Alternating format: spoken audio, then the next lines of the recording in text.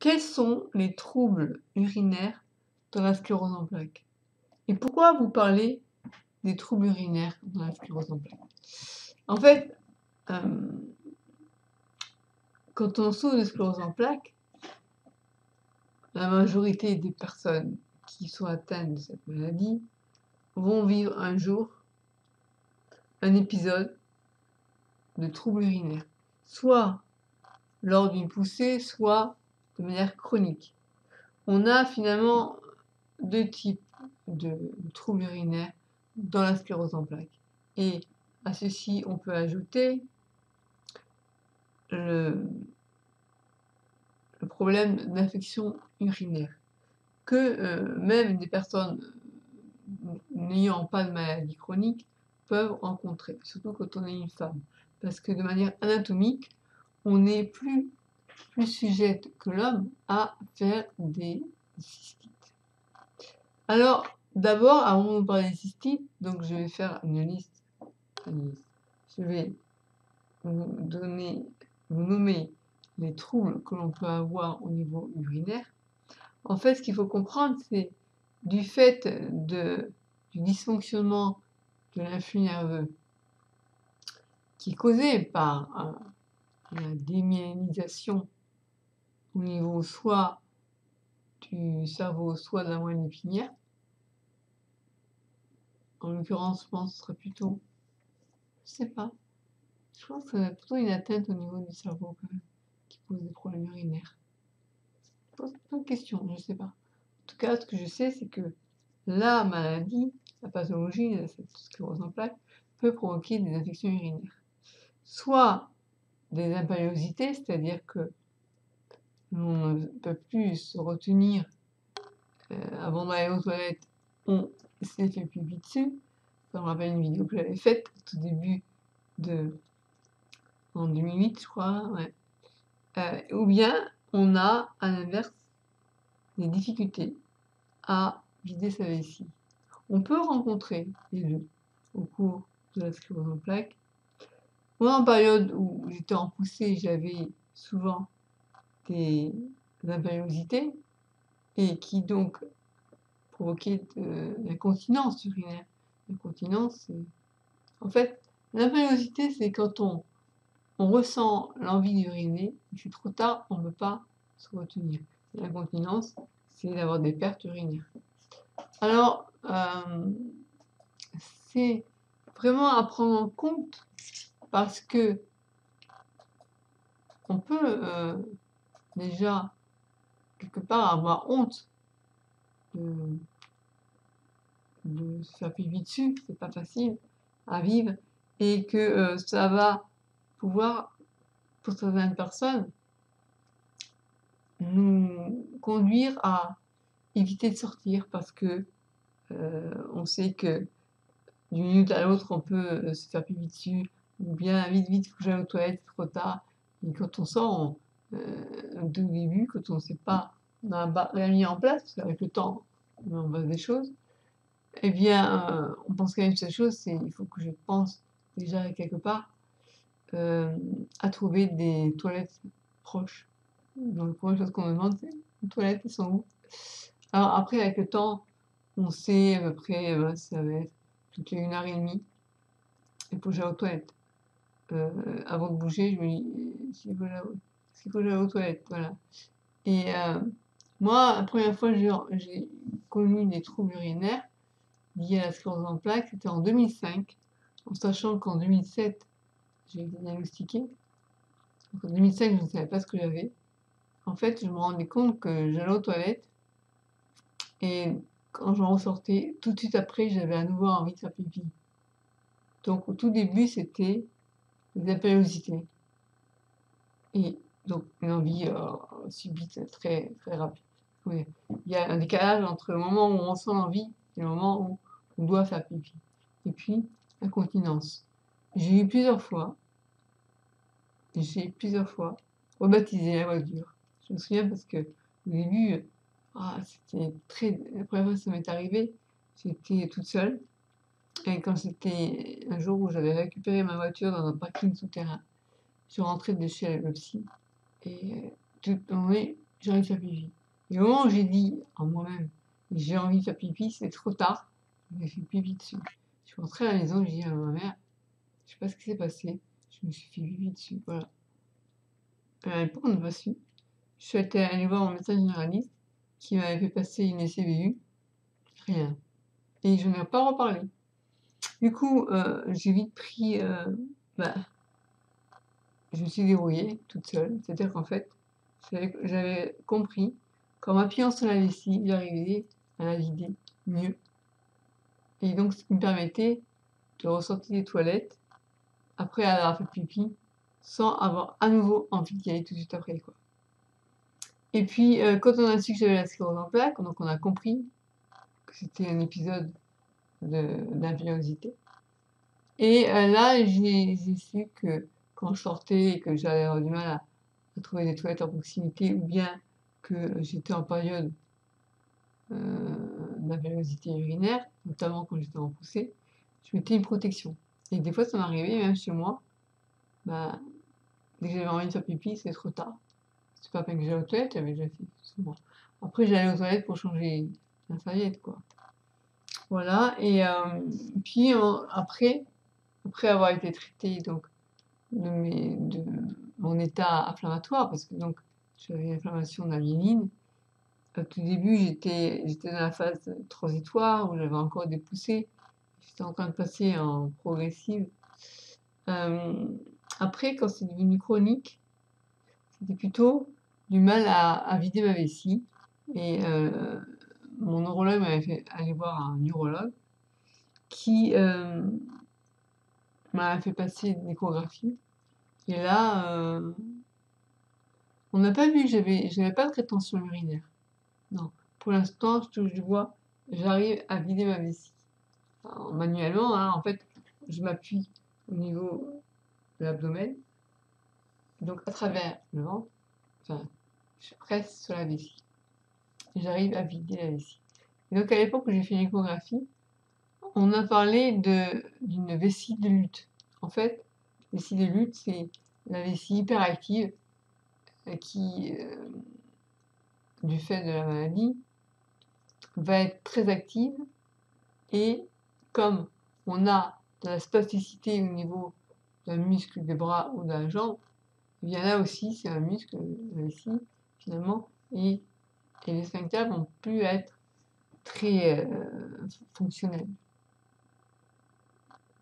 Et alors, pour éviter ce problème de vessie de lutte, qui peut être en fait une vessie qui, à force de combattre, enfin d'être hyperactive, elle va s'épaissir au niveau des parois, ce que j'ai compris, et c'est la fatigue en fait. Et donc, pour éviter ça, on a ce qu'on appelle des anticholinergiques ou cholinergiques, je sais pas comment ça se dit.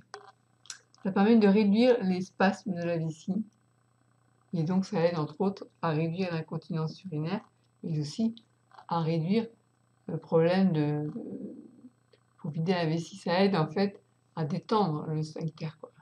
Donc la vessie peut plus facilement se vider que si on n'a pas ce traitement. Alors après, quand on a une vessie neurologique, il est bon de faire un bilan neurodynamique, ce que moi je n'ai jamais fait. Ça fait déjà depuis 2010 qu'on me dit il faut faire le tronçonnage. Et j'étais là, non. Alors après, il y a des gens qui disent qu'ils trouvent ça bien quand ça les a soulagés. Moi, je suis pas pressée d'y mettre.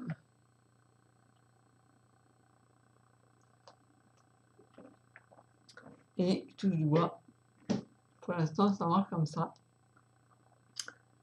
Alors, on peut relier aussi les problèmes d'infection urinaire, d'infection urinaire, de troubles urinaires aussi aux troubles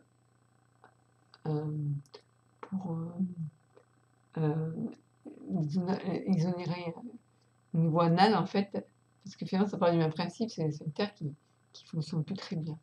J'en parlerai dans une autre vidéo. Il y a là pour le coup, il y a ce qu'on appelle un matériel d'irrigation du côlon que j'ai découvert et qui est très bien. Depuis que je l'utilise, je n'ai plus besoin de prendre de laxatif par voie orale. Et là en ce moment je suis en période où le transit est revenu, donc j'ai plus à faire appel à l'infirmière.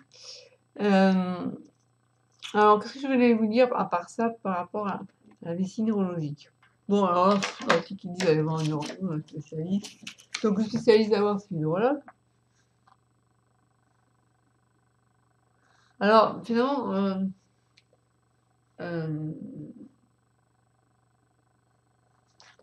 après, je vous parlerai du problème d'infection urinaire. Ça, c'est galère. Franchement, j'ai connu ça en 2010. Je faisais une infection urinaire chaque mois. Et mon médecin généraliste de l'époque, qui est décédé depuis le Covid d'ailleurs, me donnait le même antibiotique chaque mois. Puis à un moment donné, je ne pouvais plus supporter l'antibiotique. Mon neurologue me disait de toute façon, il faut éviter de prendre un antibiotique au long cours qui soit le même, sinon on crée ce qu'on appelle l'antibiorésistance. Alors je connais tout par cœur hein, sur le problème d'infection urinaire. Il faut faire une SCVU pour savoir de quelle nature est la bactérie. Moi j'avais souvent des Escherichia coli. Après il y a aussi les staphylocoques. Et on fait un antibiogramme pour savoir à quel antibiotique la bactérie est résistante. On vous donne un traitement sur 8 jours à peu près. Et après, vous pouvez prendre de la calmère qui peut éviter en prévention. Donc c'est bien pour éviter une infection urinaire. Donc, ça fait 3 ans que je n'ai pas d'infection urinaire. Je prends là. Après, il y a des choses que je sais, des choses qui peuvent me provoquer une infection urinaire que j'évite. J'en parlerai dans une autre vidéo parce que sinon ça va être trop long. Qu'est-ce qu'ils disent bon, après, il faut boire. Dans certains cas, l'infection urinaire vient à cause de relations sexuelles. Donc il y a des choses à faire. C'est vider sa vessie après un rapport. On peut ne pas vider complètement sa vessie avant le rapport pour pouvoir mieux vider après. Et ça permet de laver en fait le canal de l'urètre. Qu'est-ce qu'il y a d'autre comme. Il ne faut pas mettre des vêtements trop serrés. Pendant le rapport, il faut mieux demander à son partenaire d'avoir les mains propres, surtout s'il vous touche. Ça, c'est important. Tout ce qui autour du main urinaire, éviter. Il faut mieux. Après, ils disent quels sont les signes susceptibles d'indiquer une infection des voies urinaires. Alors, ils parlent mixtion plus fréquente, ou besoin de vider la vessie plus que d'habitude. Et ça peut être trompeur des fois quand on a une vessie neurologique. Est-ce que c'est ma vessie neurologique ou est-ce que c'est lié à une infection? Dans ce cas-là, on fait une SCVU et puis on voit. En période d'infection urinaire, je me levais 5 fois dans la nuit. Là, depuis quelques temps, 1 an, 1 fois dans la nuit. Je veux dire que ça change la vie. Donc, mixtion plus fréquente, fuite d'urine entre deux mictions, augmentation des contractions musculaires, fièvre, c'est peut-être un signe que ça s'est monté jusqu'au rein, dorsalgie, donc mal au dos, urine de couleur laiteuse, trouble foncé. C'est clair que là, c'est oui, l'urine se trouble, et urine nauséabonde. Voilà, donc il est important donc en prévention de la calmère, et sinon, moi j'en ai tout le temps, je la prends à 13h et à 1h du matin. Je ne peux pas, sinon je sais que. Voilà. Et en plus, c'est un antioxydant, donc c'est bon pour la santé. Voilà, je pense que je vous ai tout dit. Si vous avez des questions par rapport au trouble urinaire, n'hésitez pas. Après, si je sors, je sais qu'il ne va pas y avoir de toilette à proximité, donc ça va être compliqué. Par exemple, quand je pars, je prends le train, je mets une couche, je fais une protection. C'est ce qu'il faut faire, hein, c'est mieux. Après, il y a des personnes qui sont au son. Je l'ai fait une fois pour voir ce que c'était. Ça m'irritait un peu, donc j'ai pas voulu retenter l'expérience, mais il y en a qui le font et qui en sont contents. Donc n'hésitez pas à partager si vous avez des témoignages en ce sens. À bientôt. Likez la vidéo si vous l'avez aimé. À bientôt.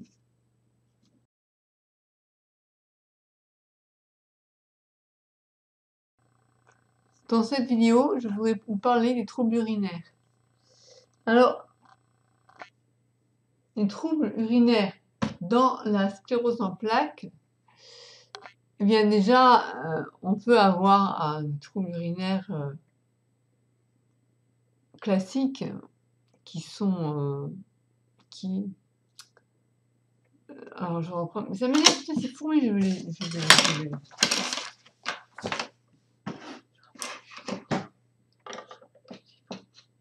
j'en peux plus de ces fourmis.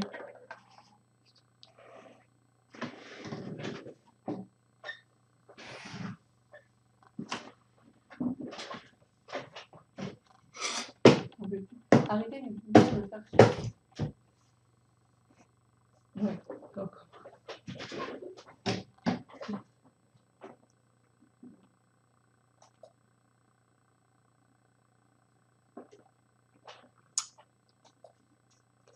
Quels sont les troubles sexuels dans la sclérose?